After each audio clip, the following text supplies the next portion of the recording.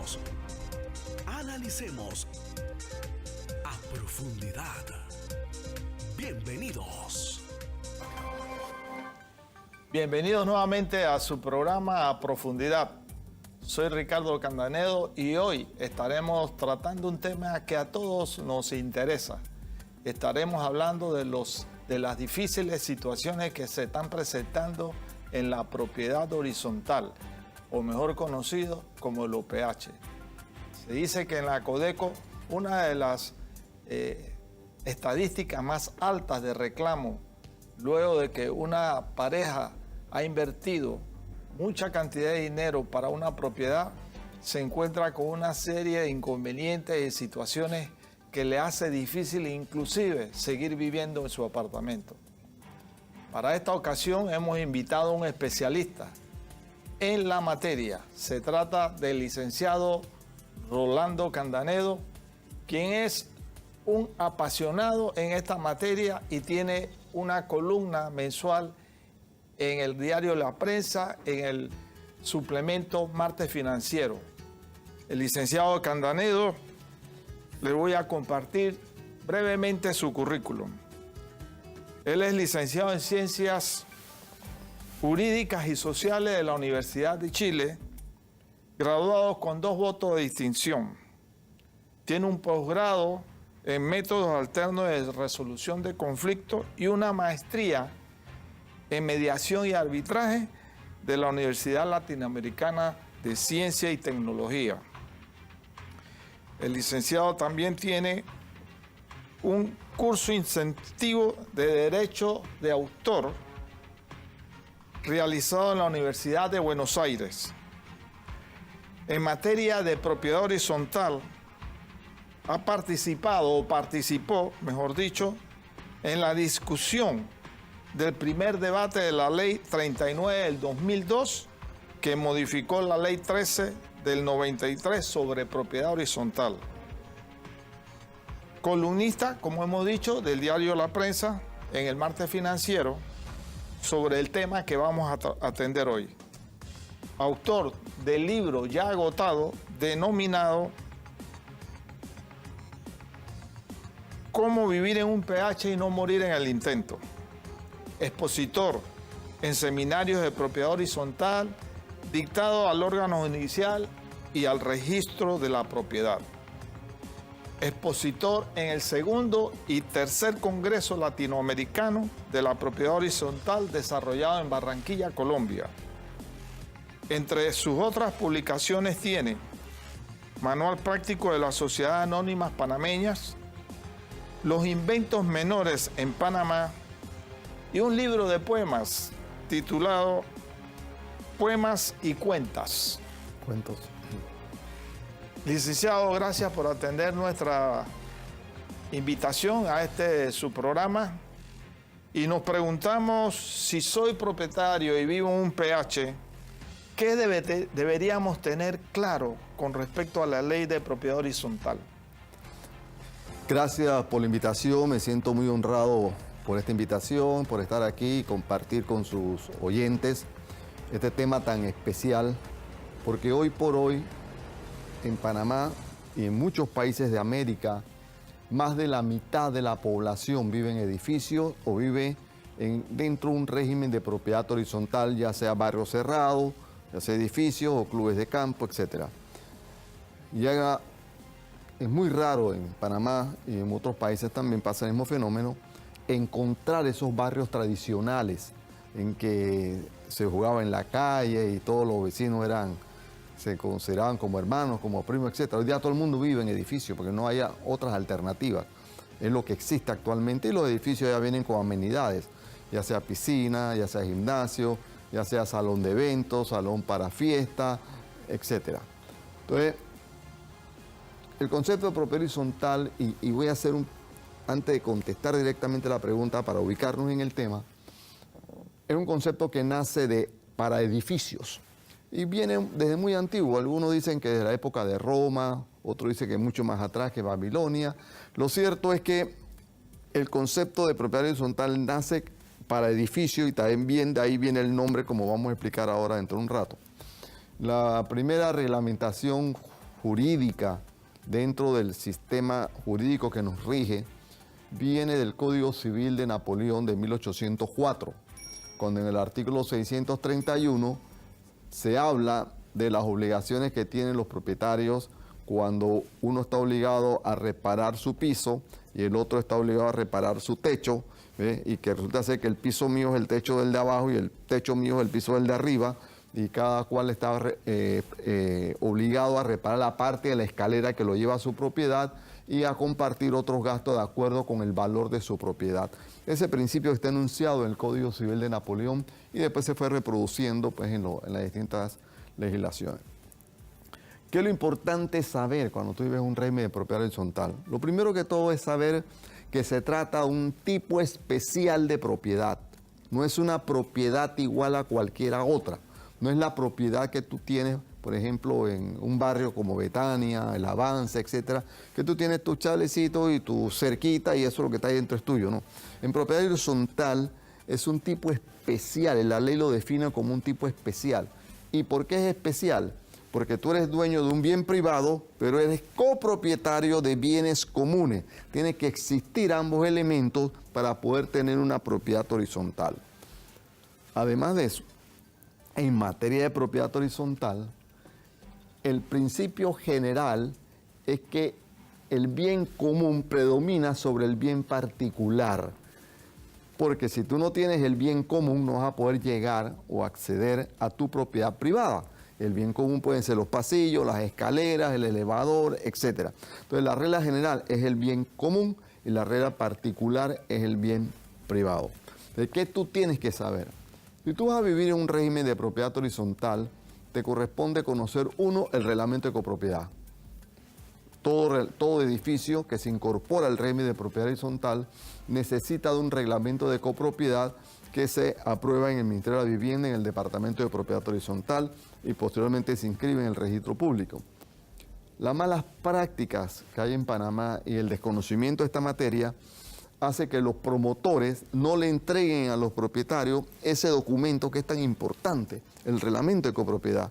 Entonces muchos edificios, muchos administradores o muchos propietarios curiosos se ven obligados a bajarlo en la página web del registro público, que además de eso es una página difícil de trabajar porque tienes que bajar página por página. ¿Pero eso sería una obligación del promotor o no es obligación? En mi opinión es una obligación del promotor que no está escrita. Lo que pasa es que los promotores te dicen a ti dónde está escrito eso, porque tú no puedes tener todo escrito en una ley.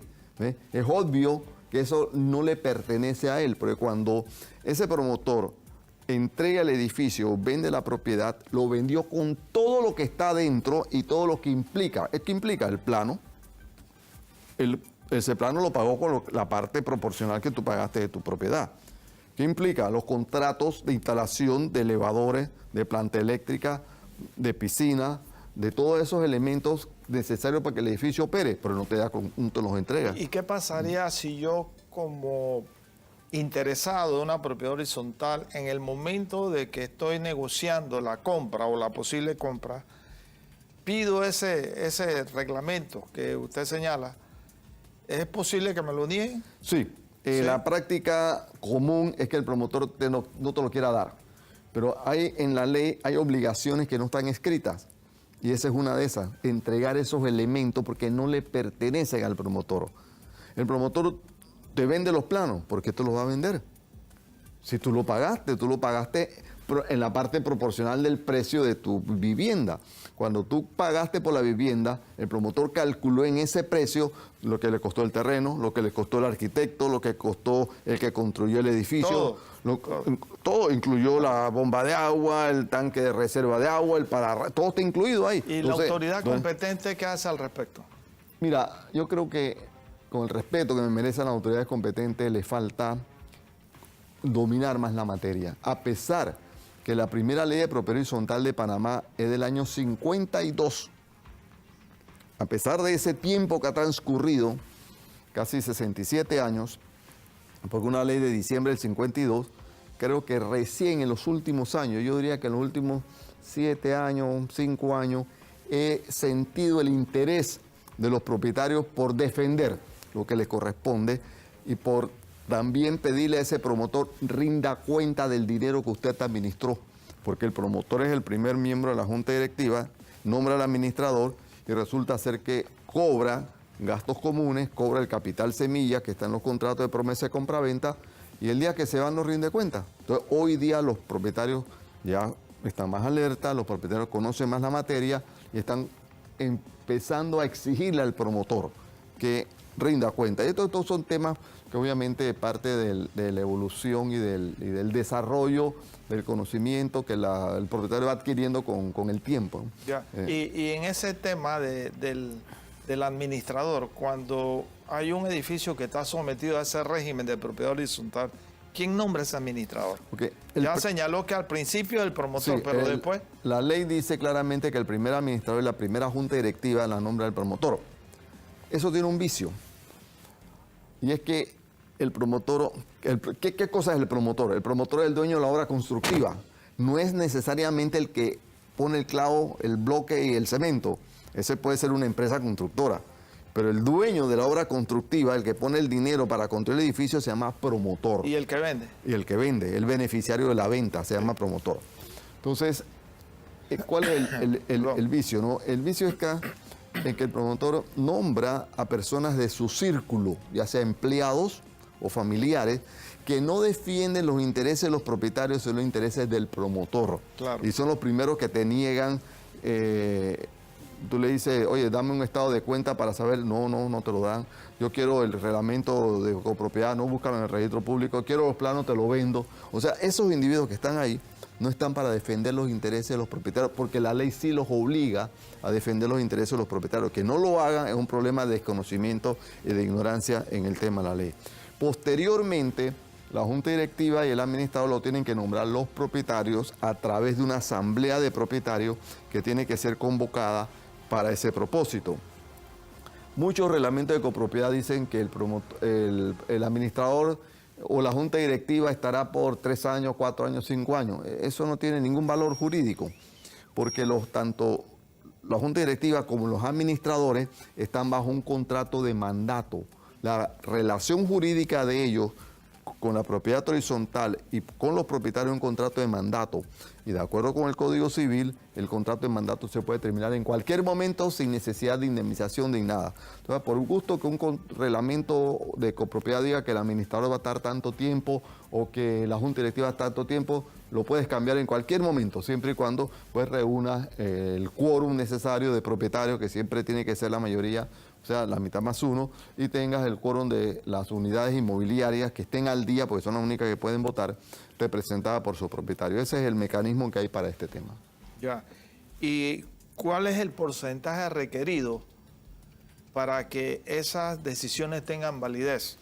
Ok, para elegir a la junta directiva se requiere el 51% de las unidades inmobiliarias representadas por sus propietarios que estén al día. En el sistema panameño votan solamente los que estén al día, los que han pagado. ¿Qué significa estar al día? Estar al día significa haber pagado el mes corriente.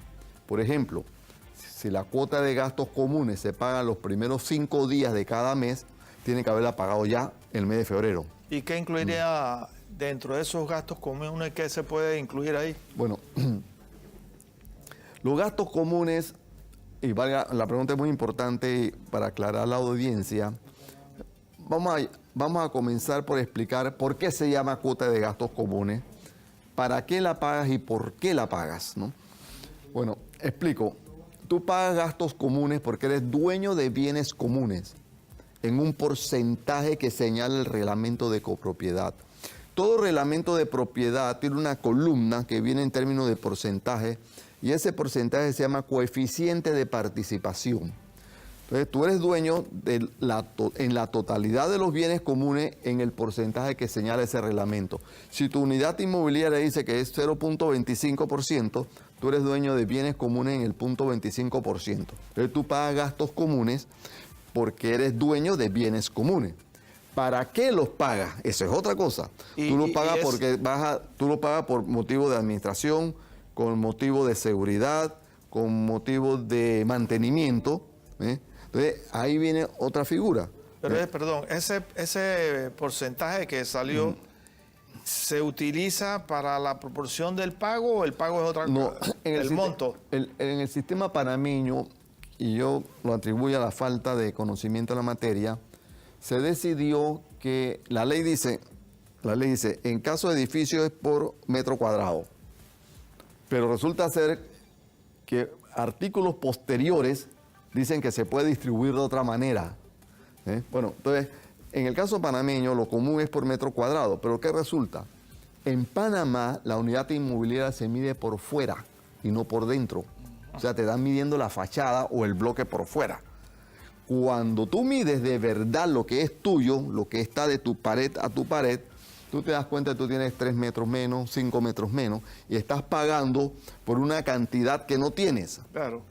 En otros países que han evolucionado más que nosotros y que tienen más experiencia con nosotros, tú pagas gastos comunes de acuerdo al coeficiente de participación, y eso es mucho más justo. Porque si yo soy dueño del 0.25%, yo debo de pagar el 0.25% de los gastos del mes. Claro. No tengo por qué pagar por metro. Así es. ¿Ves? Y muchas veces un penthouse, en teoría, ¿ves? Dice, bueno, es que tiene más metros. No, puede ser que tenga menos. ¿Ves? Que uno que está 10 pisos más abajo, que tiene mucho más metros, porque lo que sea, por la razón que sea, pero yo he visto casos donde un penthouse tiene mucho menos, pero paga menos metros, menos dinero porque tiene menos metros, en lo que no tiene sentido, pero que tiene más valor. ¿Y qué significa ese coeficiente de participación? La importancia. Vamos a suponer que el edificio hay que derrumbarlo, se cae, lo que fuera, y queda el terreno plano. Entonces ahora vamos a vender el terreno, pues. Entonces se vende, voy a poner una cifra cualquiera, en 10 millones. Yo tengo el 0.25 de esos 10 millones mío. Pero resulta ser que el que estaba allá arriba, que tiene menos metros, que está pagando menos, que tiene más coeficiente de participación, le va a tocar más. Ahí sí quiere más. Ahí quiere más. ¿Ves? Entonces, absurdo, ¿no? Claro, es absurdo. Entonces, Sí. En Sudamérica, en Europa también, se paga es por coeficiente de participación y no por metro cuadrado.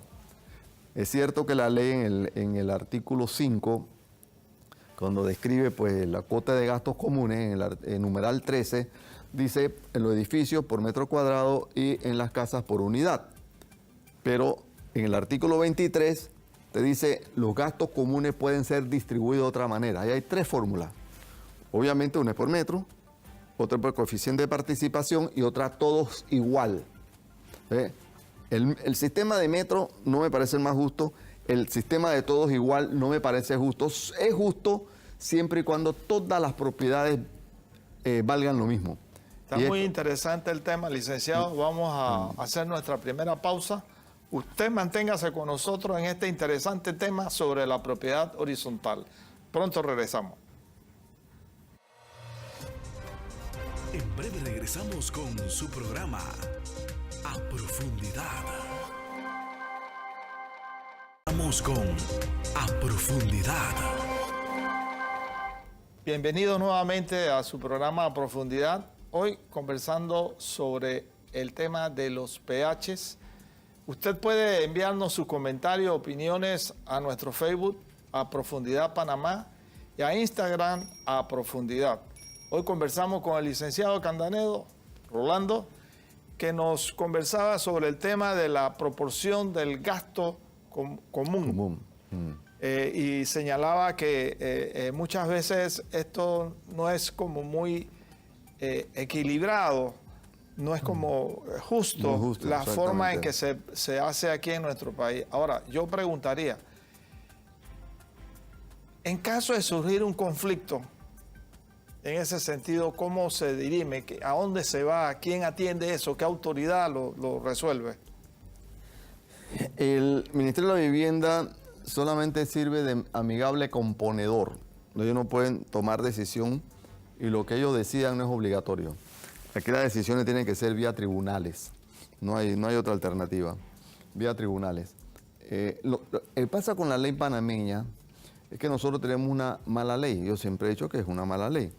¿Por qué? Porque una ley que se copió de la ley colombiana, de la ley 675 de 2001 de Colombia, y que además de copiada, tiene es mal copiada, además mal copiada. Fue mal copiada. Mal copiada, tiene frases que no terminan, tiene ideas que confunden, tiene artículos contradictorios.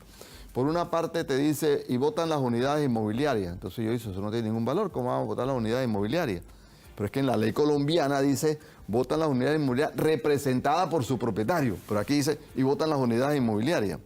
Entonces, y por una parte te dice a ti que para tomar decisiones es la mayoría de los propietarios, pero más adelante te dice, para tomar decisiones es la mayoría de las unidades inmobiliarias que estén al día. Entonces, ¿cómo haces tú para combinar o para interpretar esto?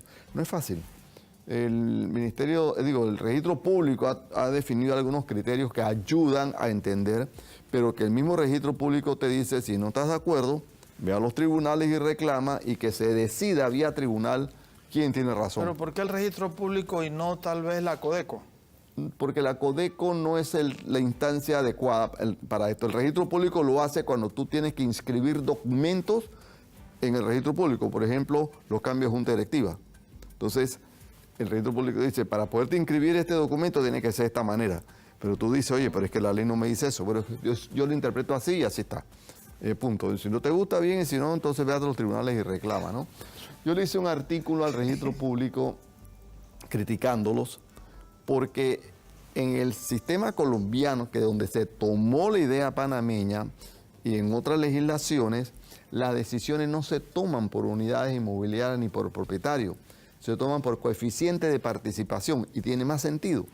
Porque si yo tengo 3 propiedades que sumadas dan 0.75 y usted tiene una sola que es 0.25, yo debo pesar más en la decisión que usted. Claro. ¿Ve? Entonces, en Colombia el quórum se hace por coeficiente de participación y la decisión es por coeficiente de participación. Y eso es lo más adecuado, eso es lo que parece más justo y no por unidad ni por propietario. Pero bueno, copiamos una mala ley, entre otras cosas, producto de que este país es tan raro que aquí no hay una librería jurídica. Tú no puedes salir a buscar un libro jurídico en ninguna parte, porque no la hay. Hay una librería jurídica muy pequeña que se llama Portobelo, pero que tiene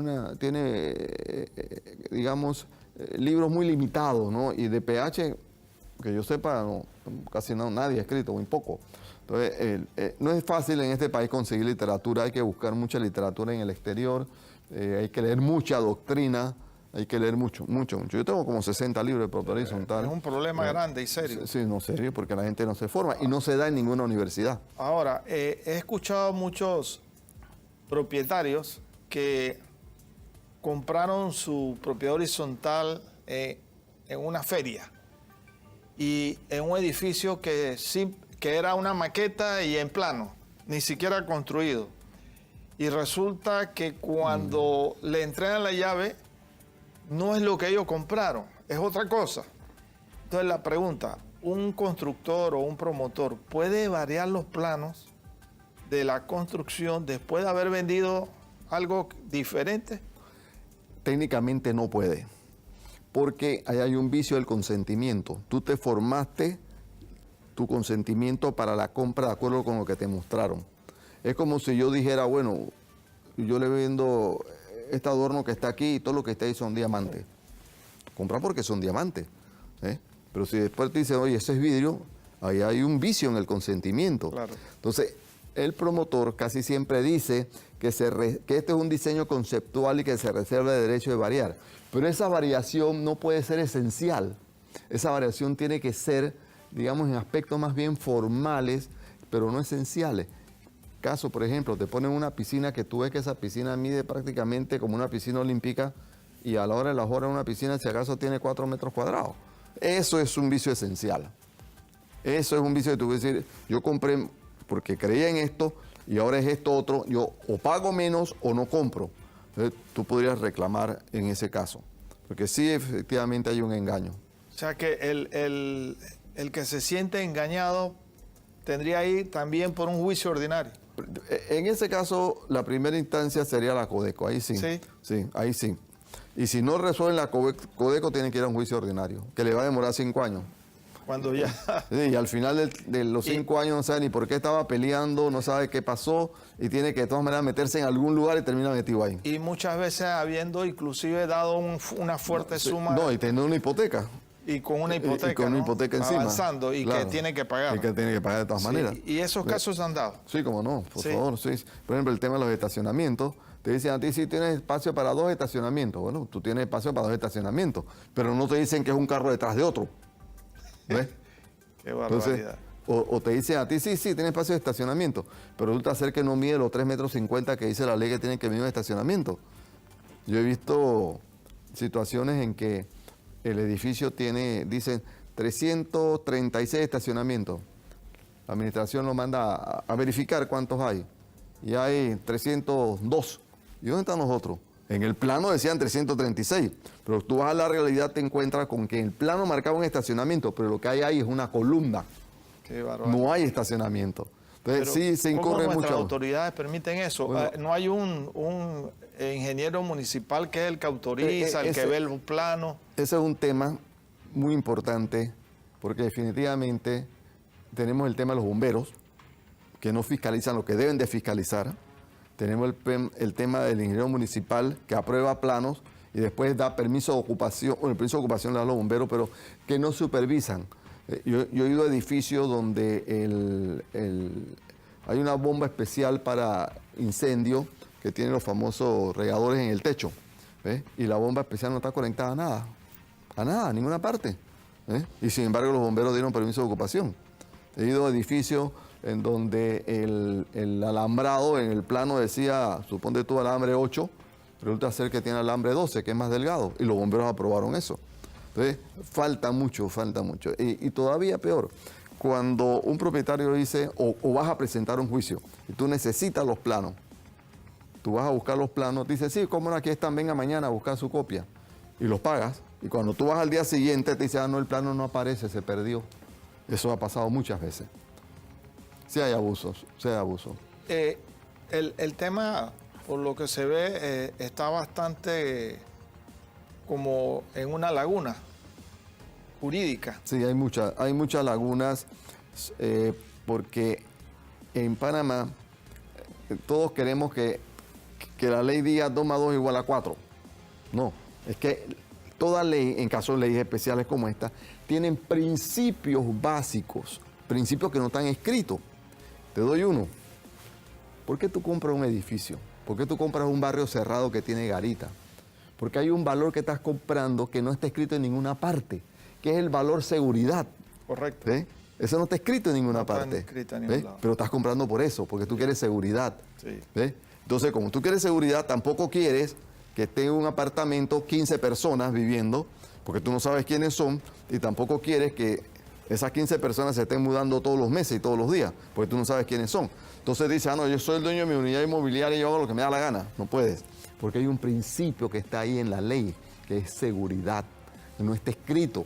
No está escrito en la ley, lo que decía hace un rato, que el promotor tiene que entregar los planos, tiene que entregar las garantías de los equipos que instaló, tiene que decir, oye, aquí está el contrato de los elevadores que tienen estas especificaciones, para ver si es verdad que es rápido o no es rápido, ¿verdad? De acuerdo con el contrato que él firmó, para ver si eso es lo que instalaron. O dice que es para 10 personas y cuando vas a ver suben 3 si acaso. Se encuentra casazo. Entonces, eso es un engaño y no te dan nada. Pero eso no está escrito en la ley, pero es parte de la ley. Son principios que están ahí. Aquí se dio un caso recientemente, no sé si se acuerda, del accidente del carro que se vino de un 3.º o 4.º piso en claro. Costa del Este y resulta que no había ninguna baranda de protección. Claro, eso es un vicio. Y he observado muchos edificios que no la tienen. Claro, Como y los después- bomberos, lo peor es que los bomberos dieron permiso de ocupación. Los bomberos debieron haber aprobado eso. Debieron haber dicho, señor, esto no se puede, porque el permiso de ocupación te está diciendo que reúne los elementos de seguridad y que reúne los elementos constructivos que mostraron en el plano. Entonces, ¿cómo aprueban los bomberos un edificio en esas condiciones? Nosotros podemos pensar mucho de por qué se aprobó eso. Claro. ¿Ves? Podemos pensar mucho, pero es que es una realidad. Este país nuestro tiene ese problema. Volviendo al tema de lo que compone un edificio, ¿cuál es la diferencia entre los bienes comunes y los bienes privados de la propiedad horizontal? Porque, de acuerdo con la definición de ley, en todas partes del mundo es exactamente igual. Bien privado, que es lo que se llama unidad inmobiliaria, tiene un número de finca inscrito en el registro público. Esa unidad inmobiliaria puede ser apartamento, puede ser oficina, puede ser estacionamiento, puede ser depósito y hasta puede ser cementerio. Cualquier tipo de unidad inmobiliaria tiene un número de finca inscrito en el registro público. Todo lo demás en un inmueble sometido a este régimen se llama bienes comunes. Los bienes comunes no tienen necesariamente que estar individualizados. Tú ves un reglamento de copropiedad y te dice, son bienes comunes la escalera, el elevador, los pasillos. Eso es tonto. Bienes comunes es todo lo que no tiene un propietario inscrito en el registro público. Y los bienes comunes pueden ser bienes inmuebles y pueden ser bienes muebles. Por ejemplo, todo el mobiliario, los adornos que hay en un lobby de un edificio son bienes muebles. Y esos son comunes. ¿Por qué? Porque sirven a todos. El pasillo, yo no tengo que decir que es común, porque es el pasillo que sirve a todos los que tienen que circular. Así es. Todas las vías de circulación en un edificio son bienes comunes. Todos los elementos de seguridad de un edificio son elementos comunes. Caso de las mangueras de incendio, caso de los extinguidores de incendio, todo eso son elementos de seguridad que forman parte de los bienes comunes. No tengo que mencionarlo. Todo lo que no tenga un propietario inscrito es un bien común. Y todavía en Panamá hay un vicio. Te dicen a ti que el promotor se reservó tanto para vender estacionamientos y depósitos. Eso es absolutamente ilegal, porque tú no puedes reservarte. Tú estás vendiendo un bien inmueble y el inmueble tú lo vendes o lo vendes. Pero no es que te vendo el inmueble pero me quedé con el techo. Te vendo inmueble pero la puerta de la cocina es mía. O te vendo este inmueble pero el cuarto principal yo me lo reservo para mí. No, tú lo vendes todo. Entonces tú no puedes decir me reservo, porque en propiedad horizontal no existen bienes reservados, existen bienes que se llaman unidades inmobiliarias y existen bienes comunes. Los bienes reservados no existen. Pero en Panamá la costumbre viene desde el año 93, cuando incorrectamente se aprobó en la ley de aquella época las reservas en la azotea. Tampoco las azoteas las puedes reservar, ni le puedes poner número de finca a las azoteas, porque la azotea no es ni oficina, ni habitación, ni comercio, ni hotel, ni depósito, ni estacionamiento. ¿Ves? La azotea es la losa que cubre el edificio. Si tú ves un edificio en construcción, tú vas a ver losas y columnas. Y todo lo que tú estás viendo se llama bienes comunes. Y la losa es un bien común. La losa que cierra el edificio se llama azotea. Y se llama azotea, entre otras cosas, porque soporta cargas vivas. Cargas vivas la que agrega peso, caso de el equipo de elevadores, el tanque de agua, la antena de pararrayo, todo eso está en la azotea. ¿Por qué? Porque es carga viva. Entonces tú no puedes decir, bueno, es que reservé la azotea para mí. No, eso es absolutamente ilegal. Y cuando hemos visto en estos edificios, sobre todo de cierta altura, que han colocado antenas para el tema de los celulares, ¿con quién negocian? ¿Quiénes son los beneficiarios del alquiler de esa antena, de ese espacio? Jurídicamente hablando, lo único que pueden autorizar eso es la asamblea de propietarios, porque la azotea es un bien común y la asamblea de propietarios puede disponer de ese bien común para beneficio de la propiedad horizontal. En algunos casos, el promotor dice, es que yo me reservé la azotea y yo pongo las antenas. Claro, ¿de dónde conecta la electricidad para ver? La conecta de los bienes comunes. Y además, cuando en ese caso que él dice el promotor, me reservé la azotea, ilegalmente repito, y pone antena, está violando un bien común. Y ese bien común se llama el derecho al vuelo. El derecho al vuelo es el espacio aéreo que hay sobre el edificio, no importa la forma que el edificio tenga, desde el nivel de la azotea al cielo. Eso se llama el derecho al vuelo. Así como existe la fachada como bien común, el derecho al vuelo es un bien común. Entonces, cuando pones una antena sin la autorización, se está violando el derecho al vuelo y se está apropiando de un bien común que le pertenece a todos los propietarios. Ya. Y en el caso de estos edificios altos que tienen un emblema, Nike, Adidas. También, igual. Tiene ¿Es lo que mismo? Es lo mismo porque está haciendo uso de la fachada. Ya. ¿Y quién usufructa eso hoy? si lo hace de acuerdo con la ley, tiene que ser la asamblea de propietarios. Y la asamblea de propietarios lo entra a sus fondos, porque la ley te dice a ti que la asamblea de propietarios no solamente debe organizar y llevar el régimen de la propiedad horizontal, sino que tiene que procurar el ahorro, porque no hay nada más imprevisto en propiedad horizontal que los imprevistos. ¿Ves? En un edificio, no importa la altura que tenga, siempre hay un imprevisto, siempre, siempre. Entonces, por eso necesitas tener un fondo de ahorro para todas estas contingencias que se van presentando. Claro. ¿Cuáles serían las limitaciones que pudieran existir en un régimen de propiedad horizontal? Por ejemplo, la limitación puede ser que tú no puedes ponerte con tu taladro a las 4 de la mañana a hacer un hueco en tu pared. Por ahí hay un meme que dice, el vecino mío está loco. Llegó a las 4 de la mañana que tocándome la puerta que casi me la tumba. Me asusté tanto que casi se me cae el drill. Así es el meme, ¿no? ¿Ves? Entonces, ¿por qué? Porque tú tienes que respetar reglas internas. Tú no puedes hacer lo que te dé la gana. He visto casos, por ejemplo, de extranjeros que dicen, es que yo quiero tener el clima de Bogotá en mi apartamento. Yo tengo un compresor 24 horas al día entre 18 y 20 grados. Pero resulta ser que ese compresor a 24 horas puesto hace que el apartamento de abajo o lo de los lados transpiren. ¿Por qué? Porque los otros están más calientes, entonces el aire se condensa y la pared de los otros propietarios es la que sufre. Tipo, no, yo hago lo que me da la gana. No puedes, porque el apartamento no fue diseñado para eso. El diseño del edificio te amarra. Tú no puedes hacer lo que te dé la gana. Y en esos casos, que ya he visto varios, además del problema de la condensación en los apartamentos vecinos, cada vez que la máquina arranca vibra. Claro. ¿Y qué vibra? La losa. Por supuesto. Entonces se van rajando las paredes. Y el individuo no puede decir, no, eso no me importa, eso no es conmigo. No, es contigo. Porque estás violando algo importante que no está en la ley, pero que es escrita, no está en la ley escrita, pero está ahí. Que pero el afectado en ese caso, ¿a dónde ha recurrido? El afectado, lo primero que tiene que hacer es ir a un juez de paz, lo que antes se llamaban corregidores. Sí. Si eso no funciona, tiene que demandarlo. Y lo va a demandar por todos los daños y perjuicios que ha sufrido y que está sufriendo. Y esa es una demanda que, también, puede demorar mucho tiempo, pero te va a costar, al demandado le va a costar mucha plata. Muy interesante el tema. Vamos a ir a nuestro segundo cambio. Usted manténgase con nosotros en este interesante tema. Hoy con el experto, el licenciado Rolando Candanedo, en materia de propiedad horizontal.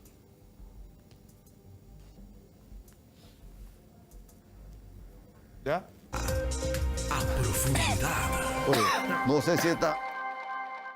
De vuelta estamos con A Profundidad. Gracias por mantenerse con nosotros en el programa del día de hoy, hablando de propiedad horizontal con el experto, el licenciado Rolando Candanedo. Hablábamos de los diferentes problemas que se están sucediendo en este tipo de propiedad y conversábamos antes de ir a nuestro segundo cambio sobre a dónde ir cuando suceden todos estos problemas, y usted señalaba que había que ir a los jueces de paz y en último caso pues a un juicio ordinario. Ahora, estos juicios ordinarios generalmente tienen una larga duración, ¿no? Sí, lamentablemente sí. A pesar de que la ley dice que todos los temas de propiedad horizontal se llevan por el juicio sumario, en la práctica nada de sumario y nada de breve, sigue siendo largo por un tema en el mismo sistema judicial. A un juez, cualquier juez, le entran 1000 casos por semana. Entonces, materialmente el tiempo no puede, no hay manera. Entonces, toman su tiempo definitivamente, pero hay que tener la paciencia de los chinos y al final tú vas a llegar a una sentencia final. Claro. Cuando un edificio es recién vendido y en su totalidad, ¿cómo se forma esa primera asamblea? ¿Es por voluntad de los que viven allí o se selecciona en base a qué? Ok, mira, la ley dice que todo edificio debe celebrar por lo menos una asamblea ordinaria al año. No te dice la ley que tiene que tener esa asamblea ordinaria. Nada más que te dice que en el aviso de la asamblea, ese aviso se llama convocatoria, tienes que mandar la agenda de los puntos a tratar y el estado de situación. Creo que la palabra está mal usada. Lo que tienes que mandar es el presupuesto. Bueno, y se elige la Junta Directiva. Si pasado 2 meses de la fecha en que debió reunirse la asamblea y no se ha reunido porque ningún miembro de la Junta Directiva ni el administrador han citado a la reunión, un 20% de propietarios que estén al día pueden hacer la convocatoria. Y en este caso, esa convocatoria, ese llamado, tiene pleno valor. Lo que se decida es O sea, legal. tiene valores en cuanto al llamado para la asamblea. La asamblea tiene que cumplir con ciertos porcentajes. Para cambiar la Junta Directiva requiere el 51% del voto de las unidades inmobiliarias que estén al día. Para cambiar la cuota ordinaria, aumentarla, o fijar una extraordinaria, requiere el 66% de las unidades inmobiliarias que estén al día. Y hay otros elementos que no tienen porcentaje. Tal es el caso, por ejemplo, la aprobación del presupuesto. La ley no dice con qué porcentaje, así que hay que entender que es con simple mayoría. Pero sí tiene que ser, la asamblea tiene que ser convocada dentro de los 2 meses siguientes a la fecha en que se celebró la última reunión. Hay algunos reglamentos de copropiedad que tienen el error, y no sé cómo el MIBI los aprueba, en que no tiene fecha, no dice cuándo hay que celebrarla. Entonces, ¿qué es lo que hay que tomar en cuenta? Cuando se inscribió en el registro público, porque ese momento de inscripción es cuando nace la persona jurídica que se llama propiedad horizontal, seguida del nombre del edificio. Y ahí donde nace también la primera junta directiva y el primer administrador. ¿Y quién escoge la primera junta directiva? El promotor. Ah, el promotor. El promotor. Sí, porque la ley dice que el promotor escoge la primera junta directiva, porque obviamente... Aunque esté vendido todo el edificio. Sí, porque no tiene todavía una asamblea. Tiene que celebrar una asamblea primero. Entonces, para que el edificio arranque, ¿quién va a hacer los contratos de energía eléctrica? ¿Quién va a hacer los contratos de agua? ¿Quién va a hacer los contratos de gas? ¿Quién va a hacer el contrato de recolección de basura? ¿Quién va a contratar a los empleados? Entonces lo tiene que hacer una primera junta directiva. Lo que la ley no dice, y que en mi opinión está ahí implícito, es que esa primera junta directiva no puede comprometer el patrimonio de los propietarios. Y me ha tocado casos en que cuando los propietarios toman el control del edificio, se encuentran con que hay un contrato por 7 años para que la empresa tal, que era del promotor también, ponga un letrero enorme en la fachada del edificio, pagando solamente $350 mensuales, y que todavía el contrato dice, y si lo cancela antes de tiempo, me tiene que pagar $50.000 de multa.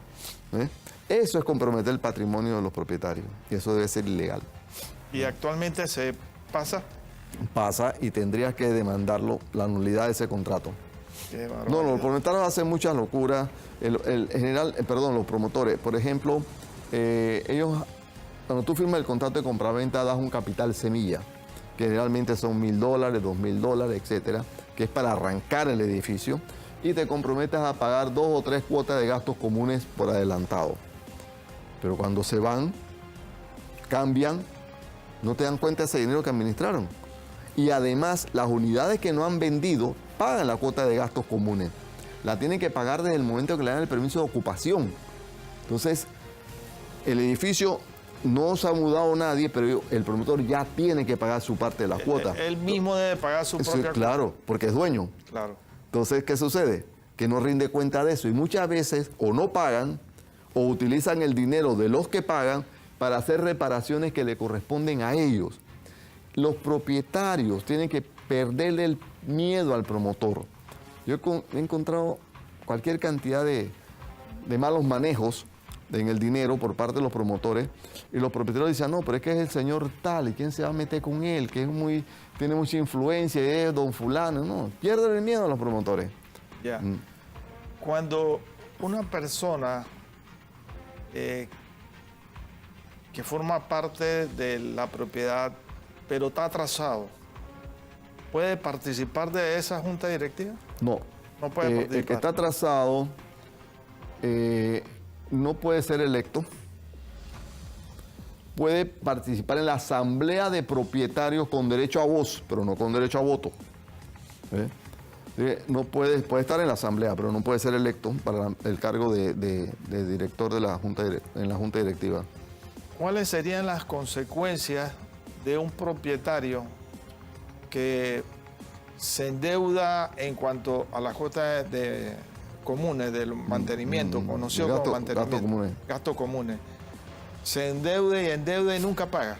¿Qué consecuencias puede tener? Bueno, puede perder la propiedad porque la asamblea de propietarios, a través de su presidente de la junta directiva, puede demandar en juicio ejecutivo el cobro de la cuota de gastos comunes.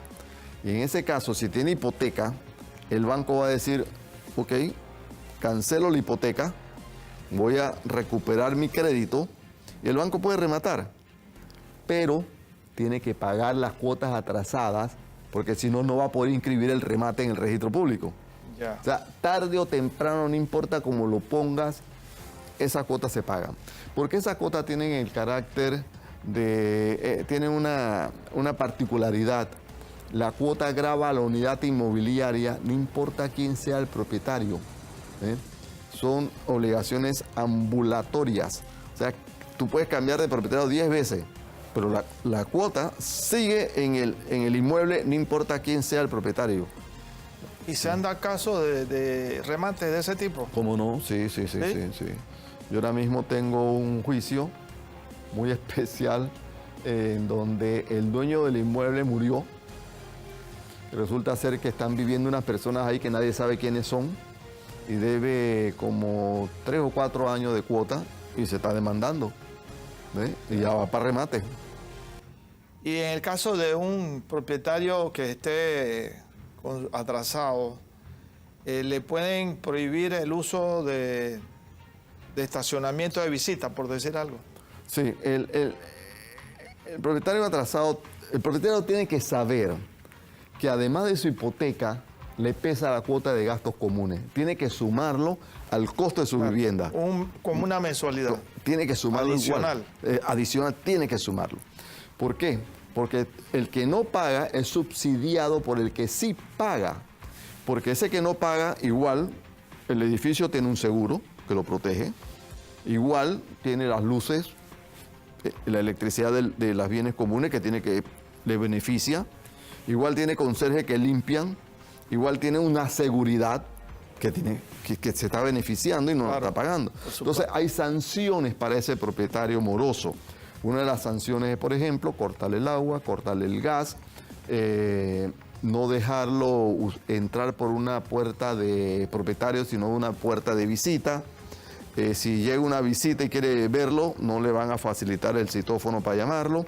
Y la sanción más importante, más grave, en mi opinión, es una sanción moral, que es colocar su nombre en un lugar visible, que diga fulano de tal, moroso debe tanto. Esa es una sanción moral. ¿Pero es legal? Sí, cómo no. ¿Sí? Sí. La ley lo dice expresamente. Y todavía más, como la cuota de gastos comunes tiene el carácter de crédito alimentario, ¿qué significa esto? Que el edificio necesita las cuotas de gastos comunes para poder vivir. Uno dice cemento, aluminio, vidrio, pero el inmueble es un ser vivo, necesita vivir. ¿Y qué significa vivir? Funcionar. Claro, claro. Y ese funcionar es con las cuotas de gastos comunes. Por eso es que la ley te autoriza a cobrar hasta un 20% de interés en cada cuota dejada de pagar. Y mira tú que ese 20% de interés es superior a cualquier tarjeta de crédito. ¿Por qué? Porque la sanción es fuerte, porque es un crédito alimentario. Ya. ¿Y cuánto es el monto o la cantidad de cuotas atrasadas que se requerirían para ejercer una acción de ese tipo o cortarle la luz, el agua, el gas al propietario? Sí. El propietario está moroso a partir del día 61. O sea, ¿Y eso está establecido en la ley? Sí, claro. Porque a partir del día 61 es que tú puedes tomar las medidas contra él. En el día 30 o en el día 45 tú no puedes hacer absolutamente nada contra él. Tienes que esperar que caiga en mora. Y cae en mora en el día 61. En días pasado me tocó visitar una urbanización cerrada. No es un PH, pero tienen una garita de seguridad, tienen servicios internos, etcétera. Y había un letrero enorme. No hablaba de los nombres de las personas que debían cuotas, sino los números de casa, y el monto. Pero a lo mejor no es una propiedad horizontal. ¿Cómo Mira, funciona eso? Eso, lo que pasa es que en Panamá durante un buen tiempo los promotores consideraban que hacer un reglamento de copropiedad era muy demorado y era muy complicado. Entonces recurrían a lo que se llama asociaciones. Y esos los organizaban como asociaciones. Obviamente es un error. Pero el hecho de vivir en una asociación, tú no puedes decir, bueno, es que yo no voy a pagar la cuota de gastos comunes porque yo no soy miembro de la asociación. No. Cuando tú te mudaste ahí y compraste ahí, tú sabías que existían bienes comunes de los cuales te estás beneficiando. Tú estás beneficiándote de la seguridad, de las luces, del regadío de los jardines, de la pintura de las aceras, de muchas cosas que se hacen a todos los propietarios. Entonces tú no puedes decir, es que yo no voy a pagarlo porque yo no soy miembro. No, tú tienes la obligación de pagar porque te estás beneficiando y además, en mi opinión, tú puedes llevar a esa persona a un juez de paz y obligarlo a pagar. Ya. Y en caso de que la urbanización o la barriada ya existía y de repente por la alta criminalidad se decide hacer la asociación, ¿se puede, después de haber sido hecha?